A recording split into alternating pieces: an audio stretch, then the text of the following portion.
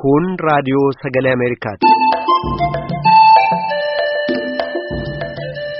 Paartiin Dimokiraatawaa Oromoo yookaan ODP'n walgahii ariifachiisaa guyyoota lamaaf Adaamaatti geggeesseen paartii badhaadhinaatti makamuuf akkasumas immoo riifoormii kan deeggaru ta'uu obbo Kaasawun Gofee sabaa himaa mootummaaf ibsa kennuun isaanii ni yaadatama. Kana ilaalchisuudhaan yaada gama isaanii akka nuuf kennaniif jaallanneen jimaata dabre kana ittaanaa durataa ODP fi ministeera ittisa biyyaa obbo Lammaa Magarsaa asoosistee turte. Falaasama da'amuu fi walitti baquu paartiilee irratti akka yaada addaa qaban dubbatan obbo Lammaan mariif leenjii waa'ee falaasama da'amuu Adaamaatti geggeessame irratti mormitanii turtanii gaaffii jedhuuf deebii kennuun jalqabu. Ammaaf erga bilbilte yaaduma gabaabaadhumanii sii kennaa. Wantoota gaggeeffamaa jiran irratti yaada waan ani itti amanuu fi waan saba keenyaaf ta'a jedhee yaadu kanan tarkaanfachiisaa ture. Kanaaf waan mataa kootiin keessumaayyuu nuuf saba kanaaf hin ta'a kan jedhu Adaamaa irrattis haa ta'u bakkeewwan biraa irrattis bifuma wal fakkaatuun kanan godhaa ture. Jechuun yaada ida'amuu sana hin ta'u jettanii gara falmuutti moo? Nuti ida'amuu kan jedhu iddoo biratoo hin ta'in dura Oromoo walitti ida'amuu qaba. Oromoo walitti ida'amuu jechuun gandarraa kaasee aanaan godinni tokkummaa Oromoo cimsuutu nurra jiraata. Lammaffaa walitti ida'amuu jennu immoo akkamiif akkaataa kamiin tokkummaaf garaagarummaan keenya adda bahuu danda'uutu irra jiraata yaada jedhu kan tarkaanfachiisaa ture. Yaada akkasii kun kan keessan qofa moo kan yaada keessan deeggaran jiru? Namoonni yaada kana kan deeggaran baay'eetu jira. Walgahii Addawaawii irratti baquu paartiilee ilaalchisee argamtanii turtanii walgahii sana attam akka turetu waa maxinoo natti himtanii. Isa bal'inaan yeroo biraa itti deebi'uu nan danda'a. Tokkoon deemsa kana keessatti maaltu ta'ee eenyu maal godhee kan jedhu yeroo biraa yoo bal'inaan haasofne gaarii ta'a jedheetaniin kan ani yaadu. Garuu walumaa gala jalqabarraa kaasee amma dhumaatti walitti baquu paartii kanarratti yaada addaati kan ani qabu.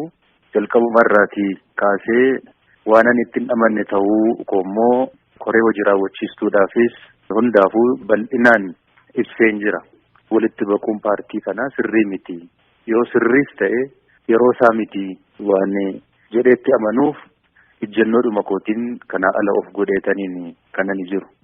Maaliif hin ta'u kanani jedhee tokkoffaa nuti hooggantoonni Oromoo sabni Oromoo nu amanee gaaffii gurguddaa Oromoon nu amanee nutti kenneerutu jira. Isinii deebisna jenneenus waadaa gallee fi gaaffii kana uummanni keenya kan nutti kenne OPDO kaleessaa maqaatti geeddarree ODP goonee ODP'tti kan kenne gaaffii koo kana 1 2 3 jedhee lakkaa'ee naa deebisaa kan jedhe paartii akka biyyaatti amma hundaa'e kanaan itoo hin ta'in ODP'dhaani. Kanaaf gaaffii saba kanaa itoo nu hin deebisiin kana godhuun sirrii miti. Waadaa nyaachuu ta'a. Kanaafiyyuu akka lakkaa'ee nutti kennetti nu deebisuutu nurra jiraata kan jedhu. Inni lammaffaa paartii kana walitti baqsuun yeroo isaa miti. Balaa baay'ee qaba. Yeroo cimsaa keessa jirra. Yeroon kun yeroo ergisaati malee yeroo keenya miti. Yeroo ergisaa nuti amma hoogganaa jirru kana keessatti immoo rakkinoonni baay'een gamaa gamanaatiin nu mudataadha kan jiran. Kanaaf yeroo cimsaa kana keessatti waan haaraa qabatanii gadi ba'uun yerootti eksperiment goonu miti. Yerootti waan haaraa qabannee baane otoo hin ta'in rakkinoota jiran sana keessumaayyuu wanti nu irratti xiyyeeffachuun nurra jiraata jedhee ani kaasee tokko biyyattiin nagaaf tasgabbiin qabdu waan ta'eef yeroo keenya bal'aan biyya tasgabbeessuu nagaa buusuu irratti hojjechuun nurra jiraata. Inni lammaffaan maakiroo ikoonoomii irratti keessumaayyuu qaala'insi jireenyaa uummata rakkisu kun isa maaneej godhuu danda'uun nurra jiraata. Inni sadaffaan filannoon fuuldura jiru kun nagaadhaan akka inni gaggeeffamu gochuun dirqama mootummaati waan ta'eef akka inni nagaa ta'u godhuudhaaf ammumarraa kaanee hojjechuun nurra jiraata. Nus akka saba kanaattis akka paartiittis mo'annee akka baanu boru mootummaa ta'uudhaaf akka dandeenyu maal godhuun nurra jiraata kan jedhu tooftaa fi istiraatejii garaagaraa dizaayin goone isarratti hojjechuun nurra jiraata. Hojiin keenya amma ta'uu qabu kana bira dabarree waan biraa godhuun balaa biraa nutti fidee dhufuu danda'a waan ta'eef dubbiin kun haa bulu haa turu rakkinoota baay'ee qabas waan ta'eef kan jedhu. Inni kan biraan wanti natti hin tolle keessaati wanti haaraan kun gadi qabatamee bahee walitti ida'amuun kun akkaataan inni itti deemes natti hin tolle. Ariitiidhaan guyyaa gabaabaa keessatti wanti kun namni qalbeeffatee sirriitti mari'atee galee fi yaadi garaagaraa sassaabamee namoonni kanarratti beekumsa qaban mataan isaanii irratti hirmaatanii galteen garaagaraa sassaabamee namni konfiidensii guutuudhaan amantaa guutuudhaan fudhatee akka inni mirkanaa'u etuu ta'uu qabu. Ariitiidhaan tokko tokko irratti dabalame ta'uunsaa shakkii guddaa keessa na galchee jira. Jalqabumarraas piroojeektiin kun piroojeektiin narraatii maddee ani keessatti naagalee beekee itti amanee keessatti qooda fudhadhe miti waan ta'eef dubbiin kun waan biyyattiin hoggantu mitiiti maatittiin hoggantuyyuu qalbiin ilaaluun deddeebisanii ilaaluu gaafata. Siyaasni immoo waan dubbatamuuf waan barreeffamuu ol inteenshiniin isa duuba jiru maali kan jedhu sirriitti ilaaluu fi qorachuu gaafata. Piroojeektii kana eenyu kan maddisiiseyyuu eenyu faatu keessatti qooda fudhate maal yaadaniitu yeroo gabaabaa keessatti yeroo dheeraa keessatti kan jedhu qalbiidhaan dhaabbatanii ilaaluu mari'achuu bisheessuu barbaada.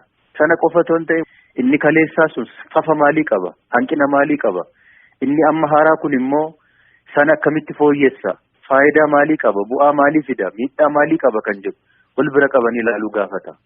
Kana waliin wal bira qabnee ilaallu wanta akkasiin ta'e miti.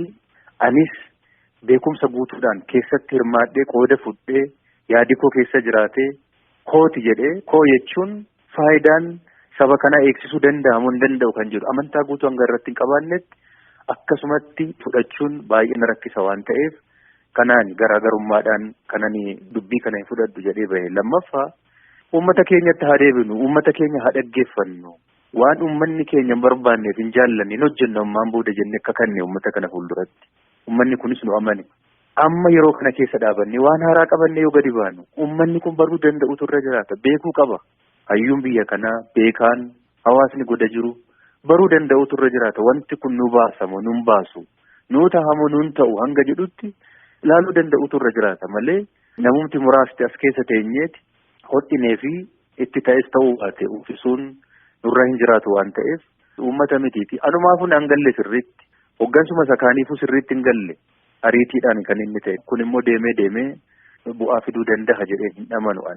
Kana keessattis dubbiin kun nuufaa bulu nuufaa turu jedhee falmuu qofa otoo hin ta'in dhuunfaadhaanis kadhadheera nuufaa turu dubbiin kun hin nu miidha jedhee dhagahamni ani qabu hanga kana miti. Kana keessatti dhagahama ergan dhabe bubbulee jira waan keessatti ati dhagahamaa fi fudhatama hin qabne sagaleen kee iddoo hin qabne sababa gahaa qabattee itoo jirtu wanta akkasii kana tarkaanfachiisuun fudhatanii deemuun barbaachisaas miti waan ta'eef kanaaf ammas amma naagalutti ittiin dhabanu hin taas jedhee yaadu kanaan garaagarummaadhaan kanan ba'e. Egaa akkuma beektan ODP'n diigameera kan jedhudha. Egereen keessan siyaasa keessatti maal ta'uuf deema?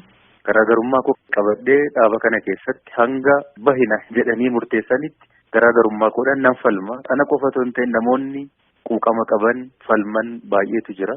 Yoo nu ta'een sirreessina nu ta'uu baate immoo uummata Oromoo waliin mari'annee waan waliin nu ta'u walumaan hojjenna.